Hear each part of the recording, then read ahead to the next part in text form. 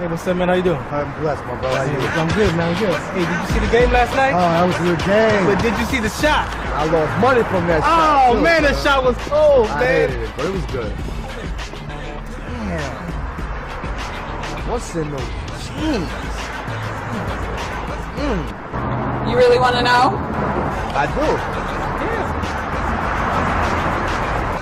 Exhaustion, muscle spasms, asthmatic issues, unexpected sickle cell trait crises. Damn. Are you serious? When I was young, I found out I had sickle cell trait. My mom's told me, but I ain't have no knowledge of it. But when I got older, I had a child, and the doctor told me my daughter has sickle cell trait.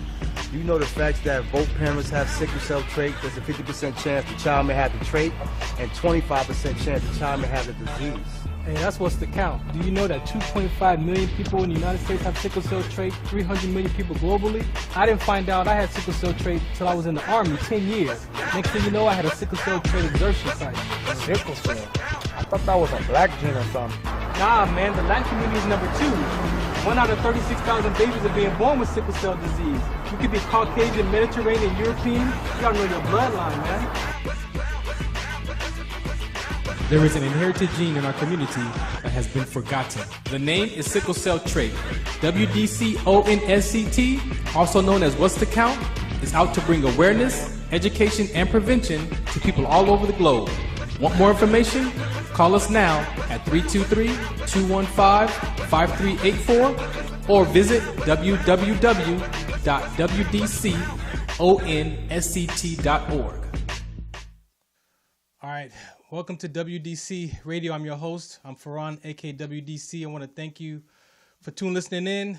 I mean, this is not a brand new conversation. You know that sickle cell trait is one of my topics. It is my gift, and it connects me to the community, and also it's my message to bring to people about this inherited gene that are not familiar with the risk factors. It's been around for 5,000 years plus. Fights malaria. I mean, you know, things about that we talk about. But this first part is not about me. I met this gentleman here who just so happened to have sickle cell trait as well. It's a connector, but it's not the main subject for today. But it lets you know that if you're out in community doing what you're supposed to be doing or doing your purpose, you come across and you meet people. And I was introduced to him by someone, and he's here. I thought it would be good for us both to sit together and talk as young black men who we care about, what we care about in our community. And again, these are topics that most people don't really talk about. We see them, or we hear about them, but we don't really just open up and just share about our life experiences and about who we are and about what we want to accomplish. So James is going to kind of introduce himself, and then we're going to talk about, you know, why he's here and what he's up to in the community. And then we're going to share what I'm up to in the community. And then we're going to let you know how these two conversations come together and how we plan to, again, for our young black males community. I think that's safe for us to say. Right. Somebody's got to take care of our community. And so if you're not black, if you're Hispanic, whatever, you're still welcome to this conversation. But we can only going to focus on what we relate to as far as being a young black male and dealing with what we're dealing with. And if you, again, another nationality, you're more than welcome to join in and have a conversation with us. That way you can see that even though we're young black males, there is a relatedness because we're all human beings. Right. So don't just look at the skin color. Once you hear these conversations that we're going to share with you, you will be able to relate to us, which is way more important than trying to understand who we are or what we're about. But you will be able to relate to us. So introduce yourself, man. We'll get started. Cool. So what's up, everybody? It's James, a.k.a. Dat Yoga Dude, DATYOGUGADUDE. And I am with Feel Free to Feel Free. So feel free to feel free. We are a health and wellness organization. We're all about creating that awareness, that access, and the practice of health and wellness for community, individuals, organizations. It's all about feeling free to feel free. Man, thank you for accepting the invitation, man, because we literally met via a contact person, a mutual person, and then we went and sat down to do this whole Starbucks thing, and we sat down and met at a location. And like I said, I was just totally inspired by who you are and what you're up to. as a young black male. I'm going to keep saying that because this is what we're discussing, because we want to help take care of our youth and even people older than us as a black male. So I was really excited, especially the conversations that we had about the relatedness. We could relate to sickle cell trait.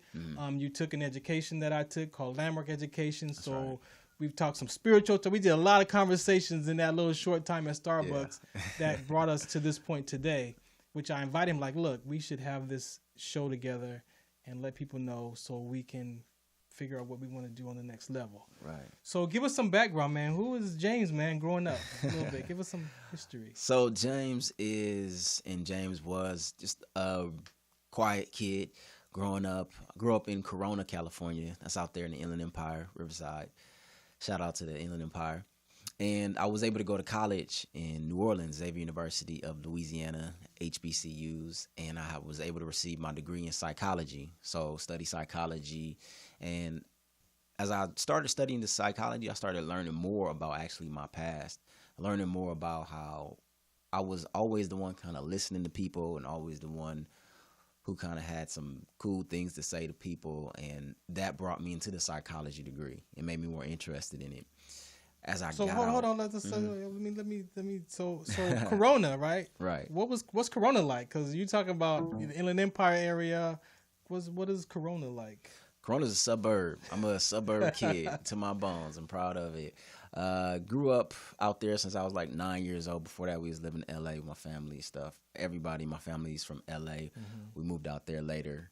Parents wanted to buy a house, wanted more opportunities for us. So we was fortunate enough to be out there. Very diverse community. It is. All kinds of colors and just different people and ethnicities and backgrounds. Kind of, I just call it like a bedroom community outside of LA. Most people are from LA or other places, but a very nice place to grow up. A lot of nature and stuff around the hills and all that. So it's an opportunity to really just kind of relax. Coming from LA to moving out there is an opportunity to relax a little bit more and check in. You definitely got to transform your views of traffic, right? Because that is the 91. Yeah. And so if you don't alter how you view traffic, you could be frustrated on that travel to Corona from LA. So so HBCU, I've been blessed to have an opportunity to speak at some HBCUs, but what a lot of people talk about, that's if you're, especially an African American, you want to go to that kind of environment. So what was that like for you at the HBCU? Huge for me, because like I said, Corona is a very diverse community, but there's not that many black folks out there. And a lot of the black folks out there, we pretty much similar, all coming from LA, or all have that mentality of we black folks, this is who we are. So being able to go to a HBCU, it showed me how diverse we are as black folks. You have people from here, from there, listening to all kinds of music, into all kinds of things, seeing black people who are educated, come from education or come from wherever. So that was really powerful for me to see all the places we can do, we can go, we can be, and who we are as black people. And that really helped to shape my love for black culture and black community, even more than just living it, but also being a part of helping it, maintaining it, growing it. So it was a powerful experience for me. What got you into the psychology field? Because that is a unique, but seems to be popular nowadays, but it is still a unique conversation. I had a friend and she told me all about her class. My initial subject was business. I wanted to start my own business, whatever that meant. And then she told me, I'm taking this class and they're teaching us how to think. They're teaching us how to learn about ourselves. And that concept just blew me away because I never really thought about myself. I never knew I was thinking about myself. I never thought about what we do to think or how we think. So I changed my major that day before I even took a class. I changed my whole major that day because of the conversation that we had. Shout out to Erin. I always tell her that. And it just took me from there. I love the subject matter. I even liked the test and the quizzes because it was just interesting. It was a chance for me to reflect on myself and who I was and who I am.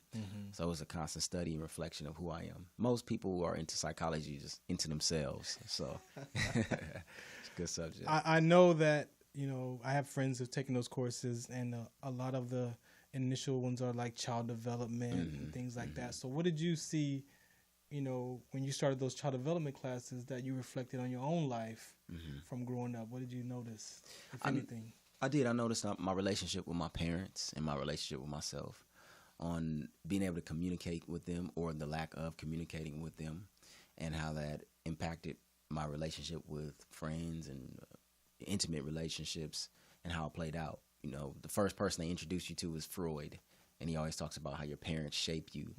And so it made me really look at my relationship with my parents and how that shaped my relationships that I was in. And I was in college, so 19, 20 years old, but it did force me to look at my relationships and say, okay, this is the part I play in it, instead of always blaming it. Oh, they crazy, this crazy, that.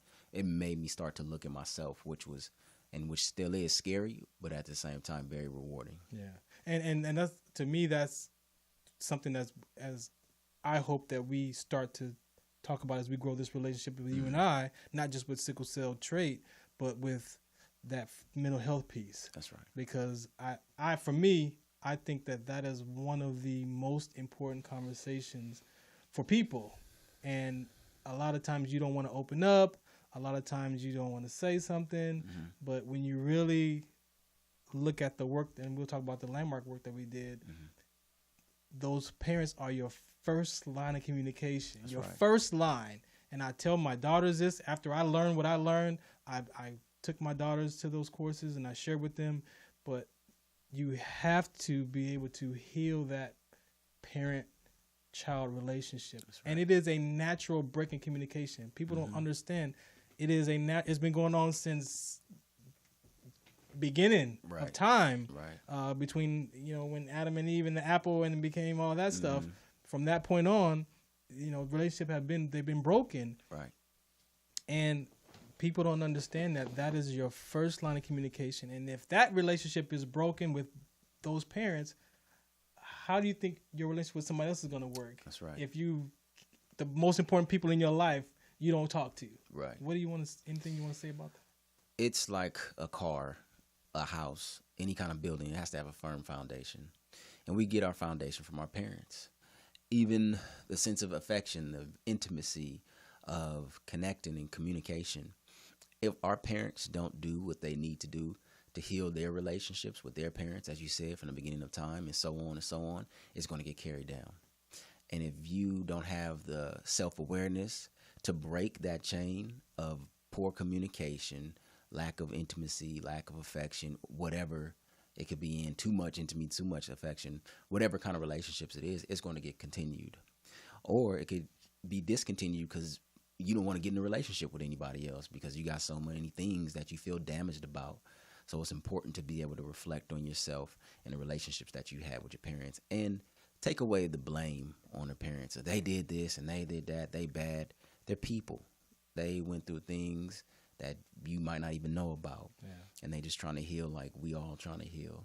And you say like communication is even not communicating is communication. Right. And you have some people that say my parents didn't tell me they love me or they didn't say these things, but then you have to be able to look back and look where their family, how their parents were. Right. And maybe that generation, when you look back, I know, again, I'm learning this now from the Bible principles, it's like my dad's dad, he worked. Right. And my grandmother, she took care of the house. And so they didn't talk. There was and I saw that in my mom's family.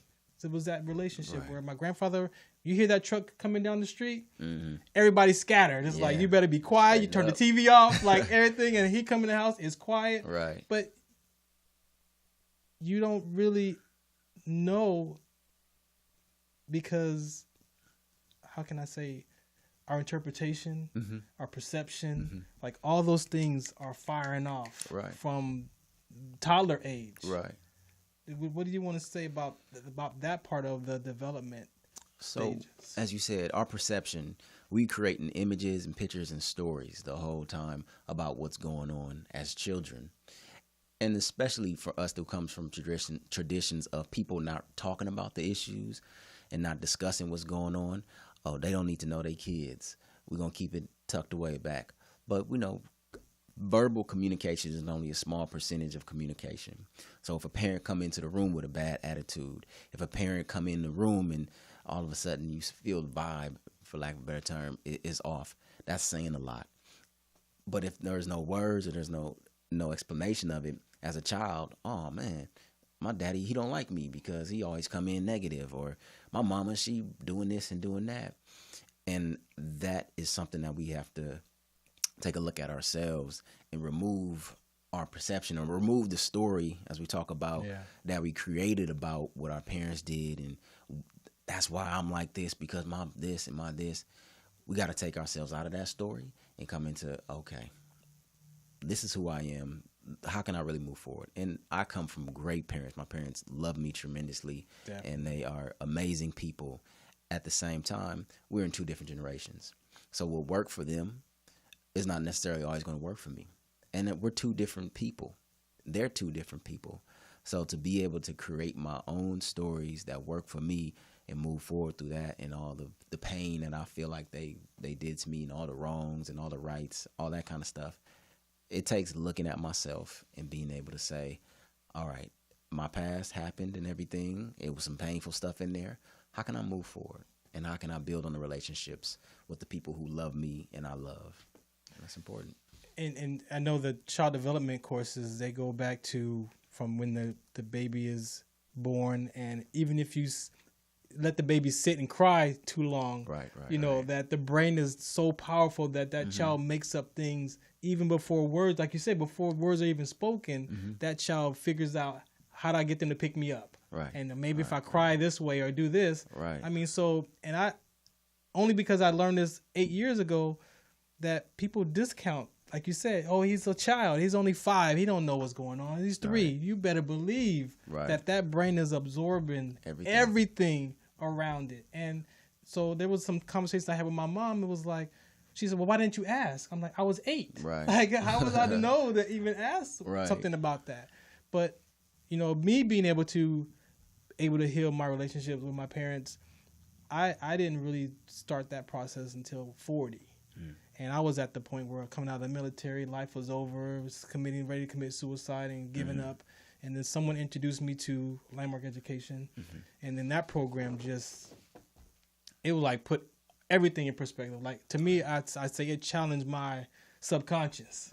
And when I started going to work on that and got a whole nother future, got a whole nother life created. And then I went back to like, okay, so I got a career, you know, my retirement's going to be fine. So what's next? And then that's when I said, well, my relationships around me are failing, failed marriages and everything. It's like, okay, so who do I need to be for that? So I went back to Landmark since 2016. And these last 3 years, I've been focused on myself, but I thought it was to heal a relationship. But when I realized I had to heal Farron first. And I discovered those 3 main decisions that I made, one about my mom, one about my dad, and one about my peers, about who I had to be. And then when I discovered how those shaped me, I didn't work on them at the time because I was working on my career. So we have aspects of life that are important to us. So I was working on career, and then I went back to the relationship conversation. And then now with the Dr. Miles Monroe's, you know, teachings and the Bible principles, putting all those together, we talk about mental health, you know, and I don't like that. I'm starting to not like that word anymore because it's such a label, and it's like a broad stroke of you know, whatever they're dealing with. You got into meditation, yoga. How did you know, did the psychology classes come in and connect that, or what brought that part? Me getting into meditation and yoga was me learning about it first because of working in the mental health field. So I'm working with people, and as I'm working with people, I'm taking in all this too. So I'm taking in all the stories and all the traumas I hear from someone else, and I needed somewhere to place it. I was going through and going to my own therapy and working out and doing these things, but I need some place to put all of the trash that people were dumping into me. I needed a place to let it go, and a supervisor recommended yoga, and then that turned into meditation. And I really got into meditation when I got dumped. It was a woman I was in love with, and I was ready to marry, do all that kind of stuff. and she said it didn't want to work out for her. And I knew I needed to practice meditation because I went to the meditation class, and we usually sit there for about 5 minutes. And I couldn't even sit there for 5 minutes because I was just agitated. I wanted to jump out of my skin. Everything was running through my mind, as you say, the subconscious of why me, what's wrong with me. All those things that was in my mind from my whole life, I'm not enough, I need to be doing this, blah, blah, blah, blah, was just really ignited through losing this relationship. So it really forced me to go back to looking at myself and who I was and taking appreciation more of myself. And yoga gave me a safe space to do that. Being an athlete, played football in high school, played basketball and everything in my life, being able to move my body and focus on my breathing, at the same time having my mind kind of just open up and reflect on myself, was really a safe space. Because it can be difficult to just sit there, yoga, and meditate. But when you're moving and you're breathing and your body sensations is going on with the yoga and stuff, it just creates a safe space for you. Can you say how important breathing is? Because I know how important it is. Can you tell people how important it is to? Because we don't breathe properly. We don't breathe properly. If you breathe properly, you almost pass out, right? Because you get the proper oxygen in your lungs. So share with how important that is. So breathing is as important as the charger for your phone is. Breathing is as important as updating your computer, and breathing is as important as making sure you get food in your system. Because when we breathe, we nourish our brain, we nourish our cells, and we need that oxygen. And when our body doesn't get that oxygen, it goes into panic. Now, it might be a little slight panic, a little slight stress, but when we get that oxygen back into our body, it helps us to calm down and relax. And when we calm down and relax, we can make decisions based not in fear, not based in panic, but based in a relaxed, calm mind state.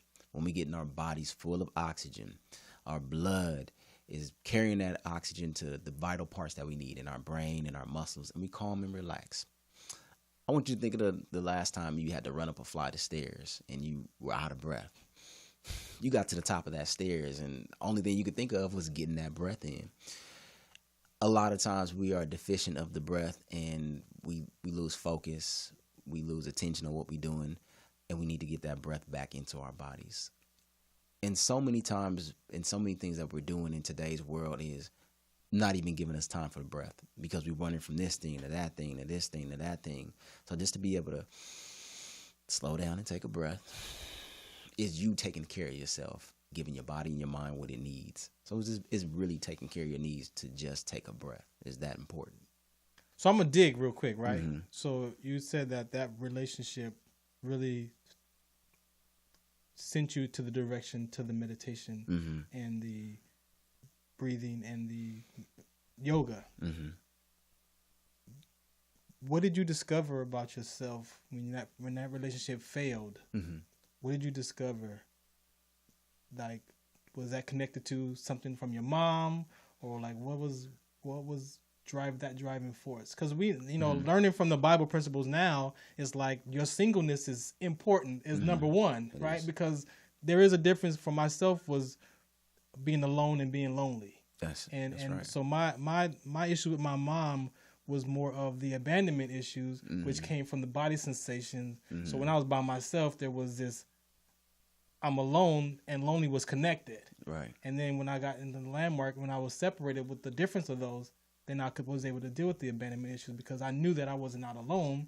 And if I was lonely, it was by choice. Right. And so did you notice something about yourself that was connected to that failed relationship? That failed relationship revealed the fantasy I was living in, the notion that I was living in what I was raised to live instead of what I chose for myself. And I know you speak about after you left the Army and your identity kind of fell apart. So my identity became tied into that relationship.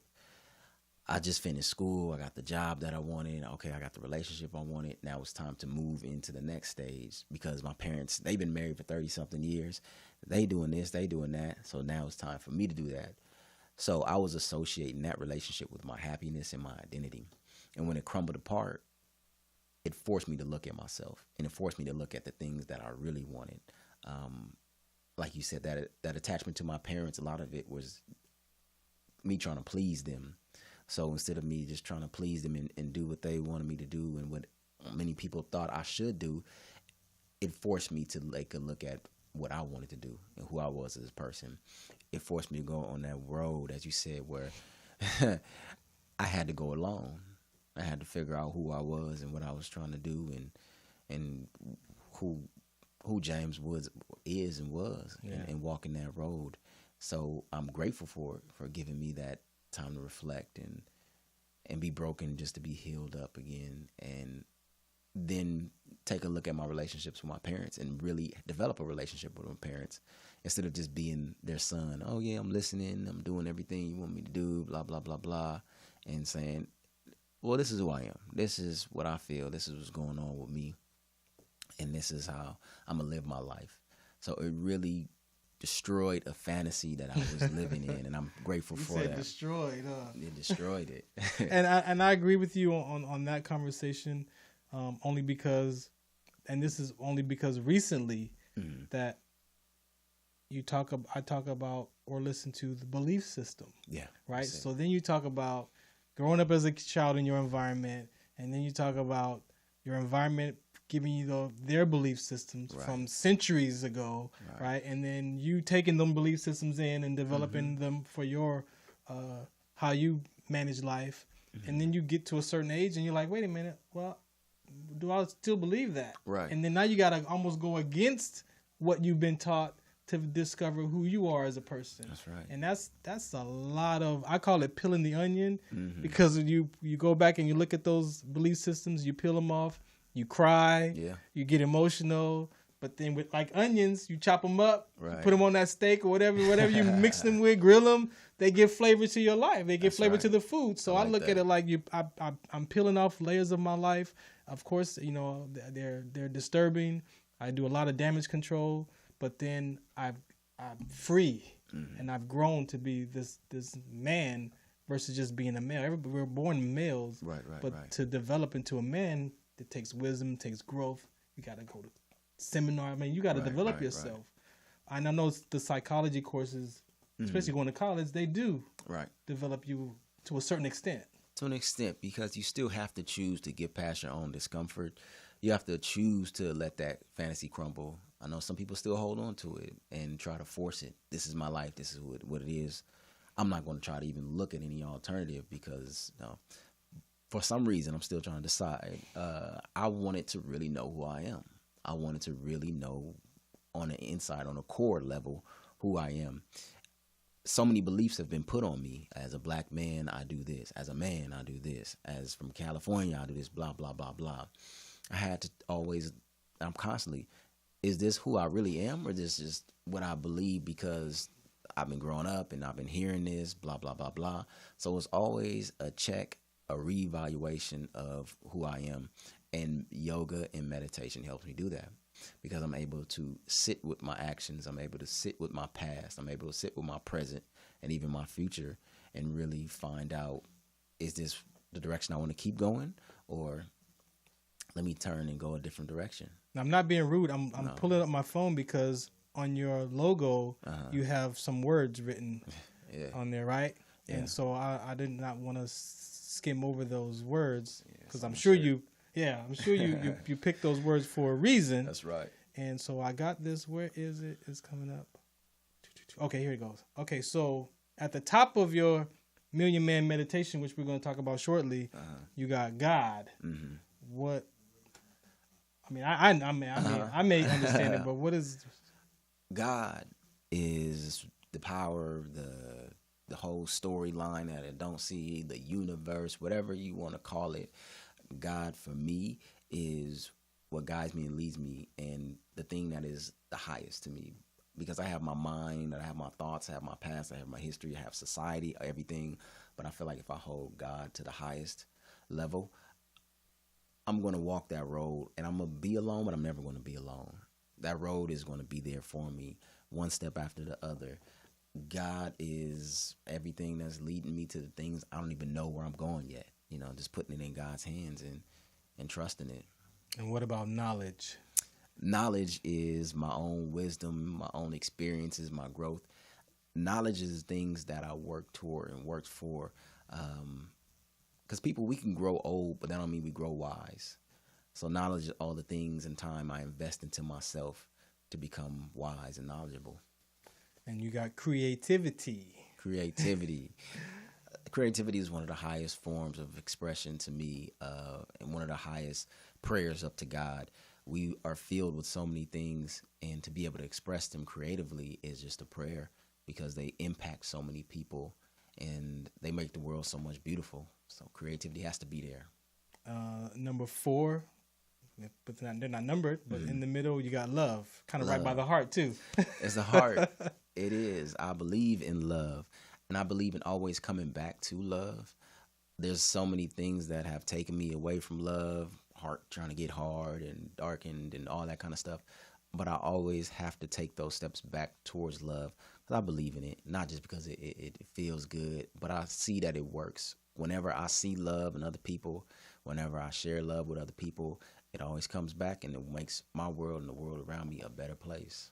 2 things about love, because I'm going to say I did this interview with Dr. Sebi a few years back, and he said that he went to this club and he saw all these, poetry place, everybody's there listening to the poetry, and so he went to visit this lady, and they were talking about the experience, and he said that the mom came in the room and says, "You know what's missing?" He said, "Love is not in the equation." And he said it took him 30-something years to realize what she said that day on how important love was. And, learning what love is, and it's not a thing. Right. It's an expression. Right. And that's when you go back to your parents and you're like, okay, my parents love me with the best way that they knew how to love with what they knew. Right. And so when you are able to look at love as it's not being a thing, but allowing that person to freely express whatever it is that they share as love, you can receive that just the way it is, and not, well, you didn't love me the right way, or you don't love me this, you don't. And it's so much stuff connected to it. Like you said, it's emotions, it's chemicals, but it's not a thing. And I think a lot of people look at it like, I gotta see it, and I gotta see it this way because that's the way I'm expecting it. And then the person's loving you, and you miss the whole conversation about it. Love is not a holiday. Love is not a gift. Love is not a set of actions. Like I can't say why my parents love me. I can't even capture their love for me and everything, but I know that they love me. And I know what it means for me to love me. Acceptance and joy, happiness, all those positive things that come into it. And every day love is going to change and be expressed differently. Exactly. Community, that's right at the gut. We are communal people. We are, creatures who are in tribes, and we come together. We need community. I need to see Farron and be sharpened by him, and I want him to definitely have insights or whatever from me. We need community to work together to accomplish our goals and make some things happen. Family is huge. Family is important. Family is just really rediscovering what love is and support is and guidance is. Family is me having some of my greatest challenges. These are people who I've been born into. That don't always mean we get along. We're not always friends and everything like that, but these are people who I know are going to be there for me. And again, only because I've recently learned this,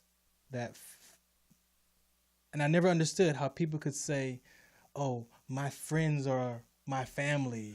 And I never could really understood that aspect or that conversation. But then I did hear Dr. Miles talk about, your family is there for those hard times, but you will also meet people that are friends that become like family, and you have a totally different type of bond with those people.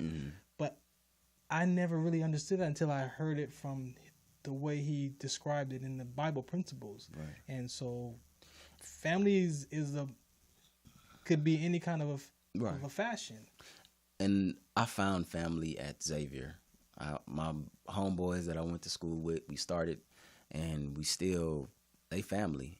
And I grew up with them. These are men who I was able to develop relationships at 17, 18, and we still developing at 32, 33, 34, however old we are.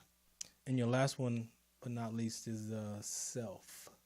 Self, yes, that core sense of who you are, that little nagging voice, that decision maker, that subconscious. I call it the subconscious, man. That subconscious is. I'm a little finish yourself though. We can talk about that after. Go ahead.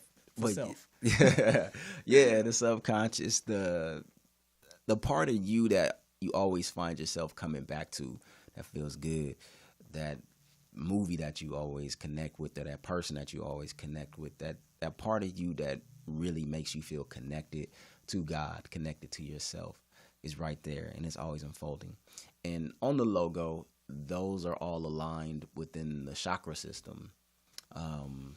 So the 7 different chakras within the body, and I just attached those words because that's kind of where those chakras align with me. And in the event for Million Man Meditation, it really is about helping us to go through all those different alignments between ourselves, because that's who we are as people. We have knowledge and wisdom and God and family and creativity. Every one of us as people have those elements within us, and through Million Man Meditation, we want to give tools and access and awareness to how we can have a deeper understanding of all of those parts of us. And how did you come up with the Million Man Meditation? Million Man Meditation came out of a need. It was about 2015, 2014, when all of the young black men were being shot down and the media was covering it. And it was a feeling like how I felt when Nipsey passed, frustrated, angry, scared, and I didn't know what to do. And so I wanted to provide a different perception of black men, and I was out there. Then we're either doing violent things or the violence is being done against us. And I also wanted to make awareness of the healing that we are doing as black men too. We not just angry and we're not just losing this battle, but we're also taking the steps to heal. I think that was not getting highlighted enough. That we are going to therapy, we are eating better, we are thinking differently, we are having these healing practices. So I wanted to highlight that with this event and connect black men across the world. And not just black men, but the people that support us. Black women, black children, non-black people who still support black men. It's important. You go into the schools, you have a program. You want to share about that program? Yes. What does that do for the youth? We have a program where we go into schools and we teach yoga, mindfulness, and meditation. We do assemblies, we do classes, we do trainings for teachers and staff. We want to create a community of wellness within the school. We understand that these youth are coming home and they have traumas and things going on at their house, also in their communities, and then even in the schools. But we want to provide them with some tools so they can deal with them in a positive way, so they can cope with the stress of being a child, so they can cope with everything that they're being exposed to on the internet and even at home. So we teach them about breathing and about meditation and yoga, so they can get that mental and that physical tools to help them to refocus, calm down, not fly off the handle, and get back to doing what they're there to do, take care of school, and also build positive social bonds with each other instead of being kicked out of school and suspended and separated and fighting and violence. And we know, since we know, seeing the media, that suspension rates are high, violence in schools are high, drug use, alcohol use, tobacco use is high. So we want to provide some tools that the youth can use. You're not going to always have a therapist there. You're not going to always be able to just pick up and go take a hike or whatever in the middle of the school day. I love hiking. But you can take a breath in class. You can close your eyes and just count. You can do some mindfulness practices in class. So that's what we bring to the schools. And we know as much as we work with the schools and the kids, we also have to work with the teachers and the parents as well. So we provide classes and trainings for the teachers to deal with these bad kids. All them decisions they made about themselves, like we all did. Right. and it gets expressed out. That's right.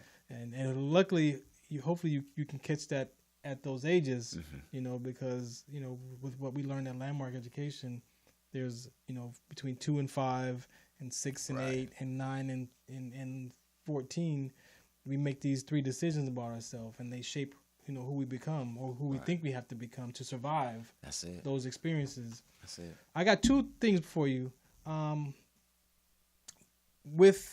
It's a touchy subject, right? Okay, so it's very touchy, but I want to hear what your point of view of it is. Is all this conversation about slavery? Like, for me, it's like the anchor. Like, we come from that conversation, and depends on your environment what they talked about that time.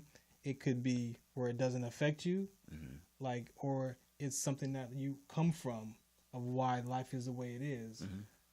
For yourself, being a young black male, what is that slavery topic? How do you approach that conversation? It affects me, and it has affected me. I remember, like I said, growing up predominantly in educated, being around others, non-black folks, it humiliated me learning about it, because slavery conversation come up and everybody look at me like, oh, you was a slave in this. So I felt shamed about it and humiliated until I was able to get older and have more conversation and education about it. Slavery still has an impact on, I feel like, how we operate as a culture and as a people. Those mentalities are still there and it's still being impacted. And not just us, but white folks too. They, a lot of times, are still in that mindset of treating us as less than humans and putting laws, policies, and practice in that place. So a lot of me healing and coming back to my core self is understanding that I don't have to think like a less than person. I don't have to continuously try to be enough. We always talk about how black people got to do 5 and 10 times more to be. I got to do what I got to do for me. Like, I don't have to work to try to be better than anybody. I don't have to work.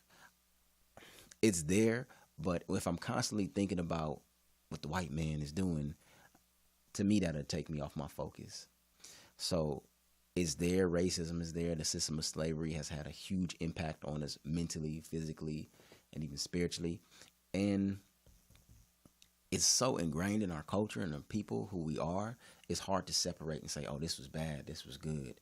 It kind of has shaped our culture just in general and what it is.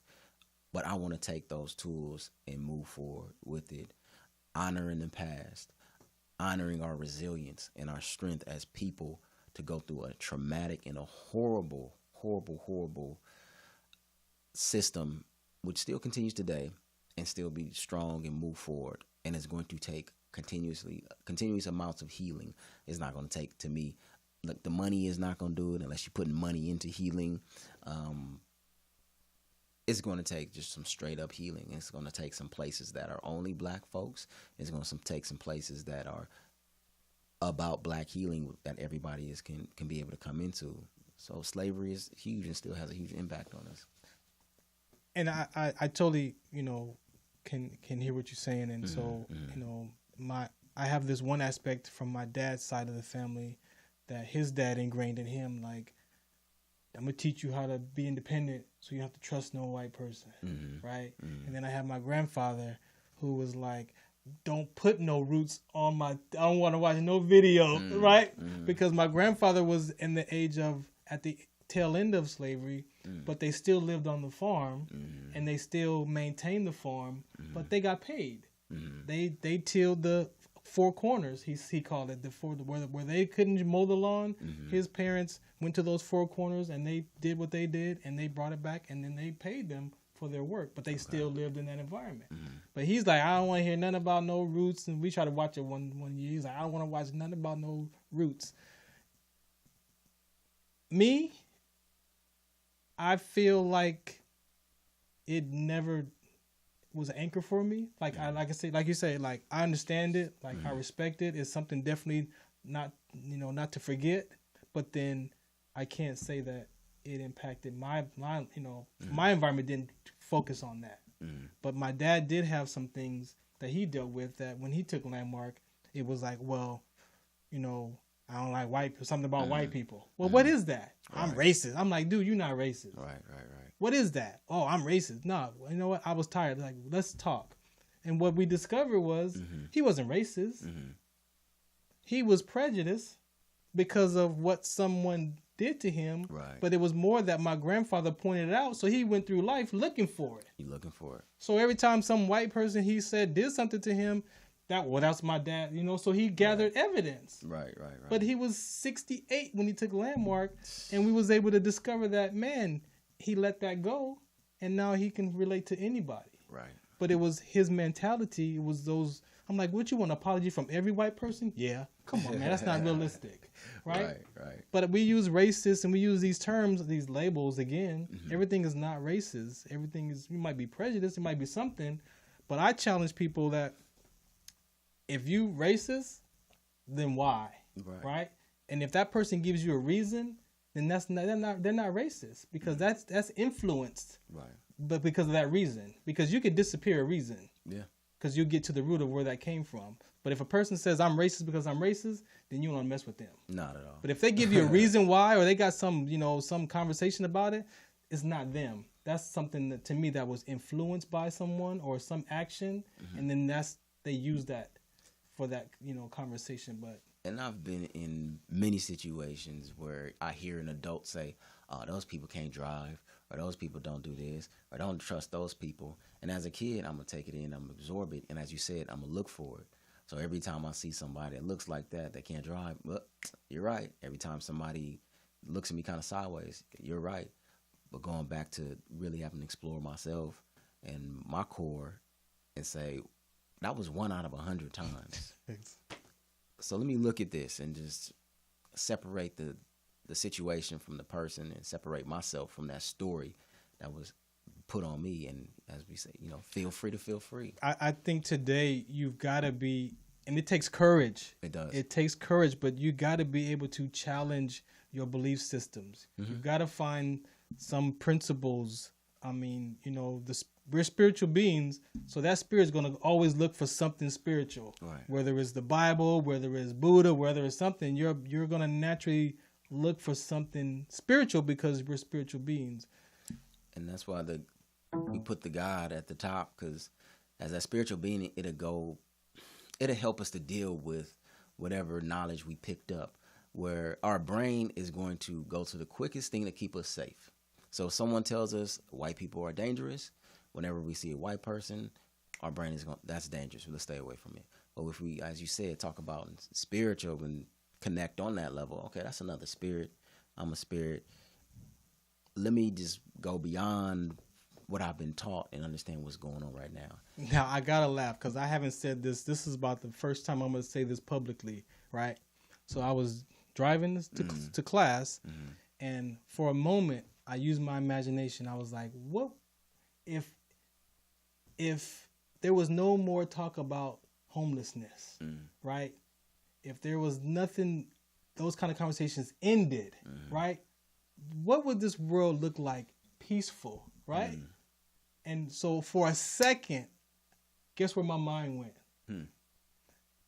An episode of Leave It to Beaver. And I could see myself watching TV at my grandparents with the episode of Leave It to Beaver. And it was on streets. It was a street scene, so you could see the people, the white community, walking across the streets or whatever. And that's where my mind went to what I would think that peace was. Wow.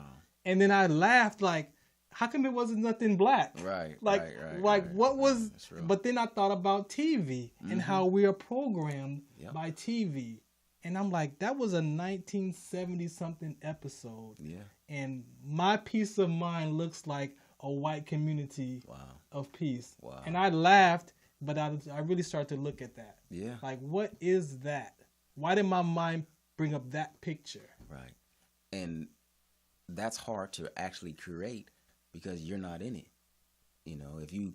Yeah, exactly. So there's not going to be any peace, because that wasn't even my environment. Right. Your envisioned peace leaves you out. Exactly. And so just to discover that driving to class, man, it's like what, and that's why I know for me, the subconscious mind.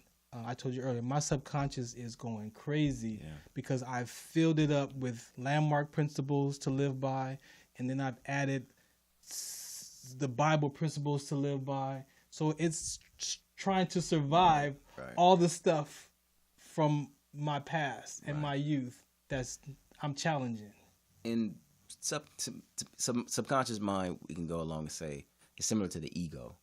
And when we're talking about the ego, we're not talking about your big, cocky ego. We're talking about the part of you that kept you safe when you was a kid, when you needed. The part of you that might still keep you safe. The part of you that pulls you out of things that you feel like, oh, this is going to hurt. You got to leave. Or this is not you. So sabotage it. As you said, your subconscious is that story that's in your head that's based off of things that kept you safe.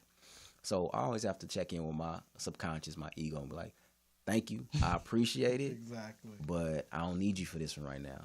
I'm doing something that might scare you, Mr. Conscious, Mr. Ego, but I know it's good for me and what I need right now. So having that constant conversation with your subconscious, always keeping an eye on it. Okay, I see you want to start doing something that's probably going to mess up what I got going on right now. You're scared, but it's okay.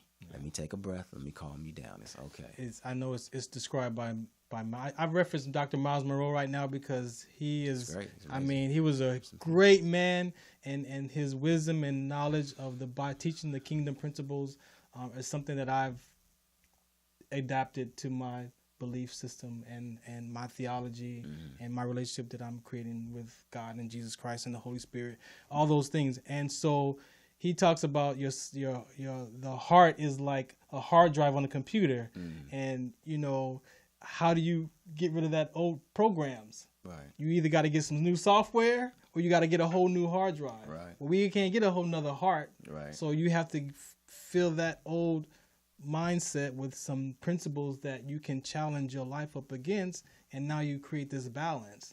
And it's been a blessing for me because the humanness I challenge with landmark, and my spiritual being I challenge with the Bible principles. And a lot of times, even when we say mind, body, and spirit, I think that's out of order, because if you get your spiritual being in line, then your mind gets in line and your body will do what it does. And so, what are you missing from your Million Man meditation? What are you missing? What we are missing is people to come out and to know about it. We're missing people to sponsor it, people to give attention to it. We have an amazing lineup of all African American men who are giving their time, their energy, to focus to make sure that we have healing as a community. So we're missing you. We're missing you to come out there and support in a way. You can be a vendor, you can be a sponsor, you can be an attendee. We're missing you. So if you are hearing this, we're missing you. October the 26th, 2019, from 10 a.m. to 4 p.m. And it's going to be in Riverside, out there in the Inland Empire at Parkview Community Hospital. Million Man Meditation. This is going to be our second one, our third attempt at it. Last year we got rained out, but we're coming back this year, and it really is all about us celebrating the healing that we are doing.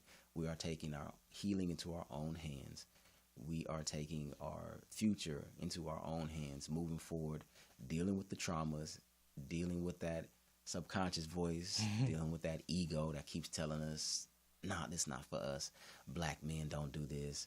Black men don't do that. No, we do it because we worrying about healing. We worrying about getting our mind, our body, our spirit right. As Farron said, when we get our spirit together, we're going to only want to put good stuff in our mind. We're going to only want to put good stuff into our bodies. And we're going to have that access and that awareness about it through the Million Man Meditation. So if you would like to become a sponsor of the event, please follow the links and the information below on the screen. And if you would like to attend and come, be a vendor, follow the information. We need you there. Bring your cousin, your uncle, your brother, your husband, your neighbor. Bring some black men and bring yourself. The Million Man Meditation. Cool deal. All right, this is brought to you by WDC Radio. Again, I'm gonna put up some quick slides about sickle cell trait. You can drop those for anytime. This is the core of my advocacy work: sickle cell, the red blood cell condition. Again, you can see on the screen. For you, those of you who have normal red blood cells, that's you. But those of us who manage sickle cell trait or sickle cell disease, at any given time, some of those red cells are mutated. So you got to understand that it is a very important conversation. Yes, African Americans, we are number one because of where it derived from. It fights malaria. So if your ancestors are from those parts of the country, you could be Mediterranean, European, Caucasian, Asian, Caribbean. You got to know your bloodline. You got to be tested for it. That screen right there, it talks about the risk factors. The NCAA made it mandatory for all student athletes to have a sickle cell trait test. This graph right here is all about how it's inherited. If you have sickle cell trait, or one parent has a trait, or if both parents have the disease, if you have sickle cell SC, these are just a couple of ways this gene is inherited. It's not contagious, it's inherited. And so this gives you just a basic view of how important this conversation is. About 5,000 so babies are born with sickle cell trait a year. 300 million people globally deal with sickle cell trait. About 100,000 a year. 100,000 people live with sickle cell disease. We know that those numbers have been the same since the 70s, but that's what they give you when you look it up and do the research. And then if you could show that one last graphic, this is about the risk factors. The NCAA made it mandatory for all student athletes to have a sickle cell trait test done because there are some risk factors due to exercising, being dehydrated. You could be sick and exercising, have a cold, and have a virus. It could cause health complications, and in some cases, people have died from sickle cell trait exertion with rhabdomyolysis. So all that information is on the website at wdconsct.org. It is my main conversation. It is my gift, and I do share that in every conversation I get an opportunity to share because it's important. Man, James, thank you for taking the time out to come out here, man, and do this conversation with me. I think that this is definitely something that's needed. And if we're not going to do it, who's going to do it? Right. So I'm with you as your partner to take responsibility for these conversations. I need to figure out some meditation now that I got my subconscious in line, and just try to get my body back in alignment. So anything else you want to say before we get out of here? Yes, please always be aware of your genes, sickle cell, as well as any histories and paths of depression and serious anxieties. We all have something within us, but we have to be aware of it and we have to take a look at it. Otherwise, we're not being responsible. For you to just deny what's in your genes can affect the community, can affect your children, can affect your family. So it's very important to at least take responsibility for looking at what's going on in your genes. It's important. So I thank you, Farron, for the work that you're doing. Cool deal. And you can find me at www.feelfree2feelfree.net or www.datyogadude.com. That's DAT yogadude.com, Instagram, datyogadude, and Facebook, and all that, datyogadude.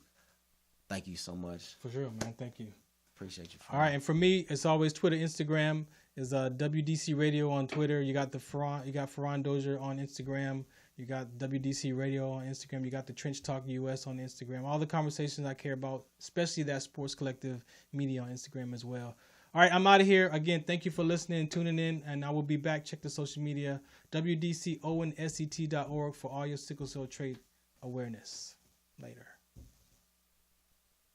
The Consortium of Health and Military Performance, also known as CHAMP, of the Uniformed Services University of Health and Science, known as USUHS, is conducting a study to understand a possible genetic link between sickle cell trait, known as SCT, and exercise-related events, known as EREs, such as exertional rhabdomyolysis, muscle damage, heat stroke, and or collapse. We are inviting African-American men and women with sickle cell trait and their family members to participate. Participating in the study will require you to complete a health history questionnaire, a form authorizing our study physician to gather health information from you and your healthcare provider, as well as a one-time blood donation. In order to qualify for the study, you must meet the following criteria: be African African American, be sickle cell trait positive, be able to read, speak, and understand English, be between the ages of 18 and 80, and currently not being treated for any mental or psychological disorders. Participation is completely voluntary, and your decision will not impact your healthcare. The results for this study are for research purposes only and are not intended to directly benefit any individual for confidentiality reasons. However, the results of this study are intended to help better shape policies and associated health risks affecting the SCT community. Participants may be compensated for their time. To join the study, or if you would like additional information regarding the study, please contact the study team by phone, area code 240-479-9514, or email sctstudy-ggg@usuhs.edu.